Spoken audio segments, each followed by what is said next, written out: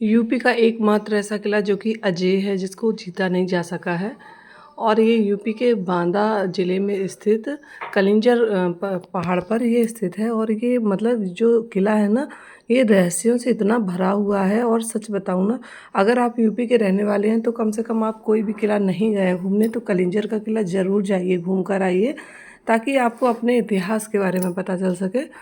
और चित्रकूट तो वैसे ही मतलब एक इतना पवित्र तीर्थ स्थल है जहाँ पर सभी लोग जाते ही रहते हैं। अगर आप चित्रकूट जाते हैं, मैहर जाते हैं, खजुराहो जाते हैं, तो ये खजुराहो से 100 किलोमीटर दूर पड़ता है। मैहर से भी ये लगभग 70 किलोमीटर दूर पड़ता है, मैहर माँ शारदा माता के मंदिर से। और चित्रकूट से ये मुश्किल से 50 किलोमीटर दूर पड़ता है, तो ज़्यादा दूर नहीं है। अगर आप लोग इन किसी भी स्थानों में जाते हैं तो कलिंजर का किला ज़रूर घूम कर आइए। एक इतना रहस्यमयी स्थान है ये, और वास्तव में एडवेंचर से भरा पड़ा है। बहुत अच्छा स्थान है, ज़रूर जाइए। और जब मैं वहाँ गई ना, तो जाने से पहले ना इतना ज़्यादा एक्साइटमेंट था। और देखो यहाँ के आसपास का जो वातावरण है ना, कितना अच्छा, कितना साफ़ सुथरा है। और देखने से ही लग रहा होगा कि वास्तव में ये बहुत रोमांचक है। लेकिन जितना ही ये रोमांचक है ना, उतना ही ज़्यादा इसको देख के ना आपको गुस्सा ज़रूर आएगा। अगर आप हिंदू हैं तो आप ज़रूर जाइए एक बार। अगर आपको देख के ना अपने इतिहास का असलियत पता चलेगा कि जो मुग़ल शासक थे कितने दुष्ट थे। मुग़लों को महान बताया जाता है, लेकिन मैं किसी भी मुग़ल को कभी भी महान नहीं बता सकती हूँ। जितने ही मुग़ल शासक थे सारे के सारे बहुत दुष्ट थे। इतनी क्रूरता भरी थी ना इनमें कि आप इनकी क्रूरता की मिसाल ना सिर्फ कलिंजर के किले में ही देख सकते हैं कि इन्होंने कितनी बर्बरता से मूर्तियों को तोड़ा है। मतलब जब मैं गई वहाँ, जब मैं नहीं गई थी तो मुझे बहुत एक्साइटमेंट था जाने के बारे में। जैसे कि नॉर्मल किले होते हैं वैसे ही ये भी होगा, ऐसा कुछ सोचा था। लेकिन जब वहाँ गई, वहाँ की असलियत देखी तो सच में खून खौल उठा। और इतनी गुस्सा आई, इतनी गुस्सा आई कि मतलब सच में मतलब वो राजा थे, उन्होंने कितने मतलब कितना मतलब महान राजा रहे होंगे, उन्होंने कितना कैसे बनवाया होगा उस महल को।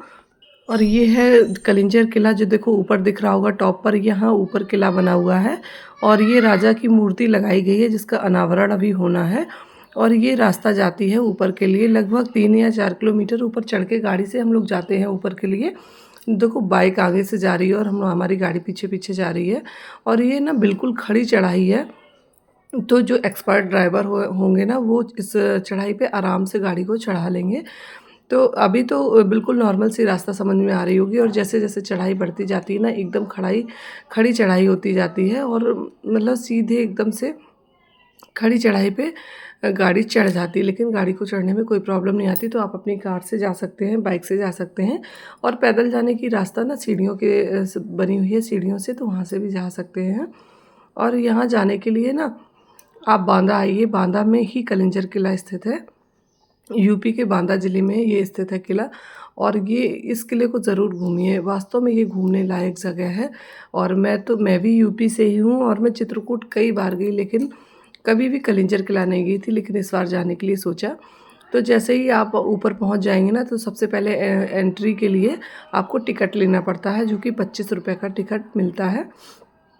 और बच्चों का शायद 10 या 15 रुपए का टिकट होता है। तो हम लोगों ने सबसे पहले टिकट लिया। और अब ये किला ना सरकार के आधिपत्य में आ चुका है। तो यहाँ पर जहाँ टिकट लेते हैं ना, यहाँ पर इंडियन फ्लैग लगाया हुआ है, ताकि पता चले कि ये अब सरकार के इंडियन सरकार के आधिपत्य में ये किला आ चुका है।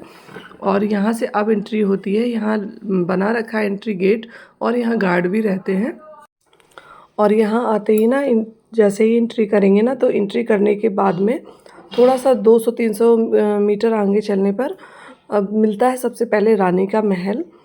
और ये चढ़ाई ना इतनी खतरनाक है, इतनी खतरनाक है कि मन बिल्कुल काँप गया चढ़ाई चढ़ने में। लेकिन फाइनली हम लोग ऊपर आ गए हैं। और ये हमारी फैमिली के साथ हम लोग घूमने आए थे, क्योंकि हम जैसे बच्चों की छुट्टियां हो चुकी हैं। और अब हम लोग क्या, सभी लोग बच्चों को घुमाने के लिए जगह जगह जाया करते हैं। तो मैं ये सोचती हूँ कि अपने बच्चों को ना हिस्टोरिकल प्लेस पे ले जाऊँ, ताकि हमारे बच्चों को हमारा जो इतिहास है ना उसको पता चल सके। जब बच्चे बुक्स में पढ़ते हैं तो उन्हें जानकारी नहीं मिलती है। तो ये है सबसे पहले रानी का महल। यहाँ पर रानी का महल हुआ करता था। और इसी के पास में थोड़ा सा आगे चलने पर है एक रंग महल, जहाँ पर मतलब राजा जो है ना अपनी रानियों वानियों के साथ में आया करते होंगे, जो भी होता होगा। तो रंग महल है। और उससे पहले रानी का महल है। रानी के महल में ना बटकेश्वर मंदिर है और बहुत बड़ा आंगन भी है इसमें। तो मतलब जो ये किला है ना, बहुत मतलब राजा ने इसको पूरा पत्थर से निर्माण करवाया है किले को। उस टाइम शायद पत्थर ही चलता था, क्योंकि मैंने कई जगह देखा इसी तरह के पत्थर से किला बना रहता है। और उसके बाद में थोड़ा सा आगे चलने पर एक ये है तालाब सरोवर। मतलब इसी मतलब जो ये तालाब है ना, तो इसमें एक बीच में बहुत मोटी सी दीवार बनी हुई है और दीवार के नीचे से ना थोड़े से ब्रिज टाइप का बना हुआ है। ये देखो मोटी सी दीवार है और इधर उधर दोनों साइड में इसमें तालाब बना हुआ है। तो शायद ये ना उस ज़माने में एक रानी का तालाब और राजा का तालाब अलग अलग शायद रहा होगा, ऐसा कुछ होगा। और इसमें ना हमेशा पानी रहता है, चाहे जितनी भी गर्मी हो थोड़ा बहुत पानी बना ही रहता है। और ये देखो इस तरह से दिख रहा है। और इसमें बहुत सारी सीढ़ियाँ बनी हुई हैं, बहुत सारी सीढ़ियाँ हैं। पूरा पक्का बना है, पूरा मतलब पत्थर से इसका निर्माण कराया गया है।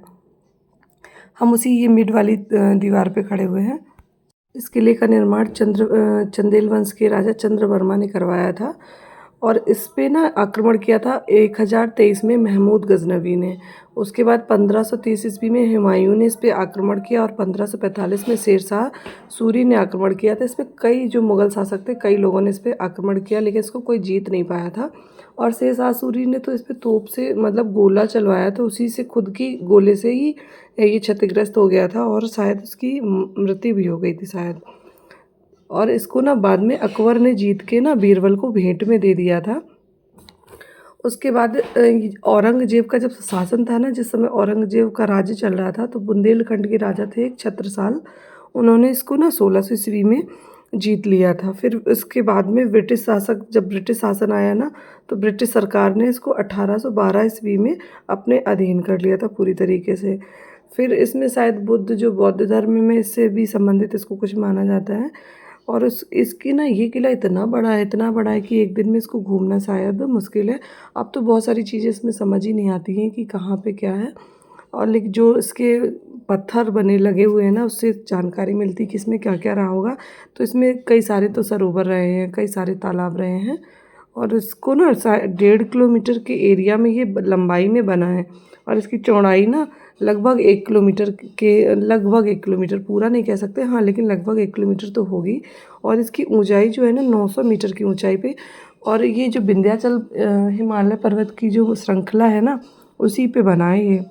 और अब तो सरकारें भी थोड़ा सा जागरूक हो रही हैं। सरकार को ना इसमें तो मेरे ख्याल से पर्यटन स्थल बना देना चाहिए, ताकि लोग जाएं, घूमें, देखें उस समय के बारे में। और इतनी ऊंचाई पे ये पहाड़ी है ना कि जब ऊपर पहुंच जाओ ना, तो आसपास ना सब चारों तरफ मतलब जब जो नीचे का नज़ारा होता है ना, तो बिल्कुल छोटा छोटा दिखाई पड़ता है। तो इससे पता चलता है ना कि ये बहुत ऊंचाई पे 900 मीटर की ऊंचाई बहुत होती है और 900 मीटर की ऊंचाई पर ये बना है।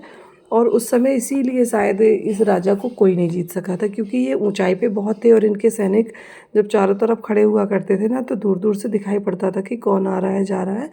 तो ये कोई भी राजा ना इनको जीत नहीं सका था। और इस महल में ना बहुत सारे मंदिर हैं और इसमें मेन जो मंदिर है वो नीलकंठ महादेव का मंदिर है। ये देखो इतनी मोटी दीवार और आसपास की ये देखो दोनों तालाब हैं जो दिख रहे हैं। और उस समय ना राजा ने ना बहुत अच्छा निर्माण कराया था महल का। तो ये देखो जो मूर्ति थी ना, दिख रही है, ये विष्णु भगवान की क्षीर सागर में लेटी हुई मूर्ति है, जिसको मुगल शासकों ने इस तरह से तोड़ा है। यहाँ की मूर्तियों को ना इतना ज़्यादा मतलब क्षतिग्रस्त किया और इतनी बर्बरता से क्षतिग्रस्त किया है कि आपको क्या बताएं। कोई भी मूर्ति है, देखो ये नंदी महाराज की मूर्ति है तो इनका सर तोड़ दिया है और जो हाथ पैर है वो तोड़ दिए हैं। जो भगवान विष्णु की मूर्ति है उसका भी सर तोड़ दिया है, हाथ पैर तोड़ दिए हैं। सिर्फ धड़ धड़ बचाया है किसी भी मूर्ति का। मतलब इतनी ज़्यादा देख के इतना दुख हो रहा है, इतना दुख होता है कि मतलब बता नहीं सकते कि कितने क्रूर शासक रहे होंगे। और मुग़ल शासकों को लोग महान बताते हैं, पता नहीं कैसे महान बताया जाता है। ये एंट्री गेट है, शायद ये मेन गेट रहा होगा। और यहाँ पर भी देखो मूर्तियों का क्या है कि सर काट दिया है, हाथ पैर काट दिए हैं और सिर्फ धड़ बचा है इनका भी। ये देखो पैर, हाथ और सर सबका यही किया है। और इस गेट से अंदर जाने के बाद में अब सीढ़ियाँ जो है ना नीचे की तरफ हैं। लगभग 300 सीढ़ियाँ होंगी, 300-350 सीढ़ियाँ नीचे जाने के बाद में ना नीचे बना है नीलकंठ महादेव का मंदिर। और चढ़ाई जब उतरते हैं ना तो इतना ज़्यादा नहीं समझ में आता है, लेकिन जब चढ़ने पे ना सांस फूलने लगती है। काफ़ी ऊंचाई पर है ये चीज़। तो नीचे है नीलकंठ महादेव का मंदिर, गणेश मंदिर है, हनुमान द्वार है, गणेश द्वार है, यहाँ पर कई चीज़ें हैं। और ये देखो कितनी मोटी मोटी दीवारें हैं जिनको कोई भी भेद नहीं सकता किसी भी गोले से, तोप से या किसी चीज़ से। और ये जो ग्रिल है ना, ये तो अभी लगवाई है सरकार ने। और देखो कोई भी मूर्ति है ना, देखो सभी के सर टूटे हुए हैं। और ये शायद बौद्ध धर्म से संबंधित लगता है कि बौद्ध धर्म जब आया होगा ना, तो भगवान बुद्ध के यहाँ पर आए होंगे या जो भी हुआ होगा, तो निर्माण कराया गया होगा मूर्तियों का। तो कुछ ऐसा भी पता चलता है यहाँ से। और देखो सभी मूर्तियों के पैर कटे दिख रहे होंगे। देखो मतलब इतना ज़्यादा घिनौना काम किया है ये जो भी मुग़ल शासक रहे हैं। हमें तो लगता है कि सारे शासक बहुत ही ज़्यादा बदमाश टाइप के थे, क्रूर शासक थे ये। कोई भी महान शासक नहीं था। मुग़ल शासक जो भी था, कोई भी महान नहीं था, कोई भी दयालु नहीं था। जिनके बारे में ये इतिहास बनाया गया है ना, ये बिल्कुल गलत बनाया गया है। क्योंकि एक शासक ने यहाँ पे नहीं राज्य करने के लिए सोचा। जो भी ये है नीलकंठ महादेव का मंदिर जो सबसे नीचे है। और यहाँ पे ये जो नीलकंठ महादेव की मूर्ति है ना, ये नीली मूर्ति है। और यहाँ गौरा माता की भी स्थापना है, साइड में गौरा माता भी हैं। और जो ये नीलकंठ महादेव है ना, इनके मुख के नीचे से ना परमानेंट पानी निकलता रहता है। ऐसा बताते हैं कि ये मतलब भूगर्भ से निकले हुए महादेव हैं। और जो देखो ये नक्काशी है ना, इतनी महीन है, बहुत ज़्यादा, बहुत अच्छी, मतलब बहुत ही कलाकारी के हिसाब से बनाई गई। उस टाइम तो कोई टूल नहीं थे, मशीनें नहीं थी, कुछ भी नहीं थे। सिर्फ ये लेबरों ने ही इनको अपने हाथों से बनाया है, कारीगरों ने। तो उस टाइम की कारीगरी शायद आज के ज़माने से भी अच्छी रही होगी। और ये देखो नीलकंठ मंदिर से बाहर निकलते हैं जैसे ही, ऐसे प्रांगण बना हुआ है। और पिलर्स पे सिर्फ ये बना हुआ है। और ऊपर ना बताते हैं इसके सोने का छत्र रखा था, जो कि इसको किसी मुग़ल शासक ने लूट लिया था। और ये देखो साइड में ना 12 मूर्तियाँ शिवलिंग रखे हुए हैं, जिनको भी पूरा तरीके से खंडित कर दिया गया है किसी धारदार उस हथियार से। तो ये जो मूर्तियाँ हैं ना, ये सारी की सारी मूर्तियाँ खंडित हो चुकी हैं। और साइड में ये देखो बड़ी सी मूर्ति दिख रही है ना, ये भगवान नारायण भगवान की है। तो ये भी खंडित मूर्ति है। तो जितनी भी मूर्तियाँ हैं देखो, ये कितनी विशाल मूर्ति है। और इसका भी एक पैर तोड़ दिया गया है, ये देख सकते हो, ये देखो। तो ये जो भी मुग़ल शासक थे, पता नहीं उसके दिमाग में क्या था। ये इसकी मतलब इस तरह के कामों को देख के सिर्फ ये पता चलता है ना कि इसका जो दिमाग था ना, बहुत घिनौना दिमाग था, बहुत ही गंदी सोच रखने वाला ये इंसान था। जिसने हर एक मूर्ति की सिर्फ सर काटा है, पैर काटे, हाथ काटे हैं, और बस धड़ इसने छोड़ दिया है। तो ये बहुत मतलब देख के इतना कष्ट होता है कि भारत में इतने राजा थे। और हर एक राज्य पे ना मुग़ल शासक ने अपना राज्य करना चाहा, हर एक राज्य को अपना हड़पना चाहा। ऐसी क्या नीतियाँ थीं। और इतनी बड़ी प्रजा हुआ करती थी राजाओं के साथ में। और उसी प्रजा में से कोई ना कोई एक ऐसा व्यक्ति हुआ करता था जो अपने राज्य की पोल पट्टी दूसरे लोगों को बता के ना अपने राजाओं को पराजित करवाते थे। कितना मतलब दोगलापन था उस समय। और ये किला तो इतना मतलब इतना मजबूत, इतना ऊंचाई पे बना हुआ था, शायद इसीलिए कभी भी ये राजा को ना पराजित नहीं होना पड़ा। ये अजय किला कहलाता है यूपी का।